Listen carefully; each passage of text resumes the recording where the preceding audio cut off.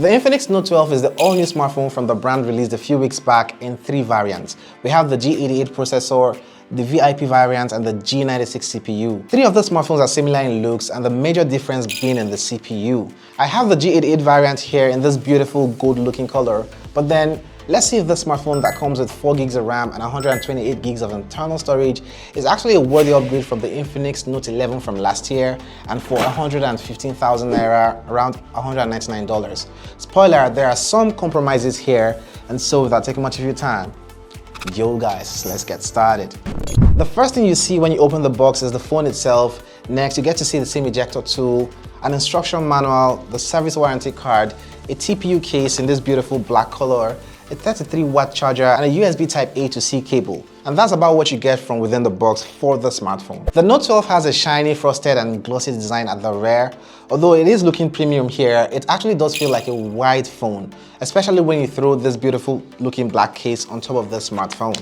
It has a square-sided frame that steps inwards to the front and the rear sections. This frame and other parts of the smartphone are actually made out of plastic, but you know, it feels premium.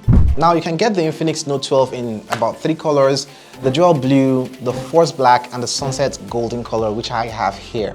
On the back of the smartphone, you get to see the camera module sticking out a little bit and 2 other lenses underneath the main sensor. The phone is relatively light and easy to handle, as you can see, and measures about 8mm in thickness. I think they said it's 7.9mm, so roughly 8mm. Moving over to the I/O section, we definitely still have the audio jack, the mouthpiece opening, and a down-firing speaker that complements the other speaker at the top for the dual sounding audio.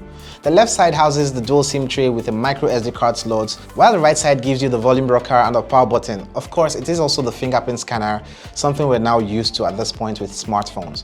One thing you do not get here is a certified IP rating or Gorilla Glass protection for the screen on this device. So design-wise, this is a nice looking and premium feeling smartphone. Let's get back to the speakers. You get a stereo speaker here and they sound surprisingly good. There's a decent amount of volume available and the tonal response is almost balanced. It isn't the most bass-heavy smartphone you have out there, but you know, it's pretty okay. Now, to the display on the Infinix Note 12, it comes with a very large screen, just as you'd expect from the Note series. It is a 6.7-inch screen, perfect for streaming videos and playing games. With this device, you get an AMOLED screen with a Full HD Plus resolution, which also offers good contrast, punchy colors, and good brightness level. This smartphone is quite bright for outdoor use, which is a welcome development and something we have always nudged this brand to do. With those praises out of the way, there's yet one thing I know you haven't heard me mention here, and that's the refresh rate on this display.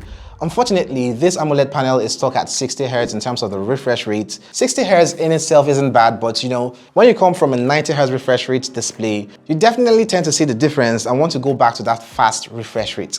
At least that's what's happening to me right now. But guys, let me know, would you prefer an AMOLED display at 60Hz? Of course, that saves a lot of battery life here. Or an LCD display with 90Hz, which will drain more battery life on your smartphone? Or is it the other way around for you? I want to know, let me know in the comment section below. This very Infinix Note 12 with the Helio G88 processor can be compared to devices with the Snapdragon 680 chipset, say the Galaxy A23. By the way, let me know if you want to see a comparison video between this smartphone and that very one. It has a base memory configuration of 4 gigs of RAM, which goes up to 6 gigs using virtual RAM expansion feature. If you get the 6 gigs variant, you'll definitely be able to expand your RAM to 11 gigs using the same memory fusion feature. On the storage side of things, you get 128 gigs of internal storage that can be expanded using the micro SD card slot also.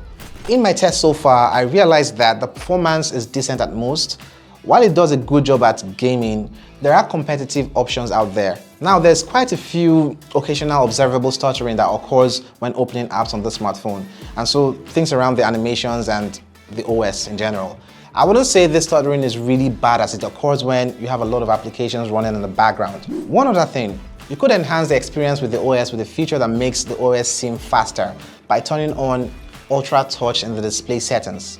This tends to make the swipe speed motion kind of feel fast when you use the smartphone. XOS 10.6 UI is what you get on the Infinix Note 12 on top of Google's Android 11 operating system. The interface is largely customizable with a lot of embedded features, and the only not so great thing about this UI is the sheer amount of bloatware apps you find in the application drawer. From duplicate apps such as the Hi browser to Boom Play, I could count about 20 bloatware apps in the app drawer from the smartphone.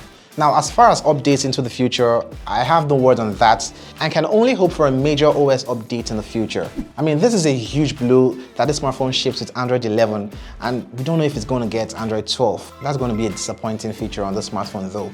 The Note 12 has a triple camera setup, the main camera sensor, which is a 50 megapixel lens. It is accompanied by a 2 megapixel depth sensor plus a QVGA lens. That's it for the sensors here. But guys, why QVGA? Why no telephoto or ultra wide lens? I mean, that would have been better. Anyways, the main camera is perfectly capable of producing shots with good levels of detail, correct exposure, and for the most part, accurate colors. There's good amount of noise present, which is totally expected when in low lit conditions. However, the thing is, you'd need to always have this good lighting to get the best out of this sensor and processing. The 16 megapixel selfie camera, which comes in this U-shaped notch, actually does look dated for today's standards, but that's actually besides the point. The camera also takes decent photos and offers good details and color. On close inspection, that's when you crop into the photos. There are definitely soft photos you get with the front-facing camera. The video quality on the Note 12 is capped at 2K and 30 FPS, but out of the box it shoots at 1080p, so you can have this ability to turn on the ultra steady mode for stabilized shots. But if you want the best video quality on this smartphone with the trade-off being stabilization, you definitely have to max out the resolution at 2K. Meanwhile, let me know your thoughts about the video quality here. I personally don't think it's one of the strong points on this device. This smartphone has a very good battery life thanks to the huge 5000 mAh battery capacity, and while using the smartphone it displayed strong longevity. With relatively light usage, the Note 12 G88 can comfortably last you 2 days. You know, with the refresh rate and the AMOLED display, they largely contribute to that fit. It comes with a fast charging capacity of 33 watts, which is very decent for this price range, and you can get this device from 0 to 50% in about 30 minutes. The cheapest model of the Note 12 comes in at 115,000 naira, which is roughly $199, and that's for the 4 gigs of RAM and 128 gigs of internal storage. So generally, this is a pretty solid device for the price.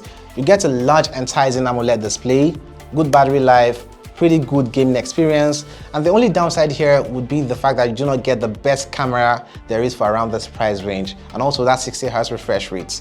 So, is this something you want to check, or would you rather check out a competitor for around the same price point? That day.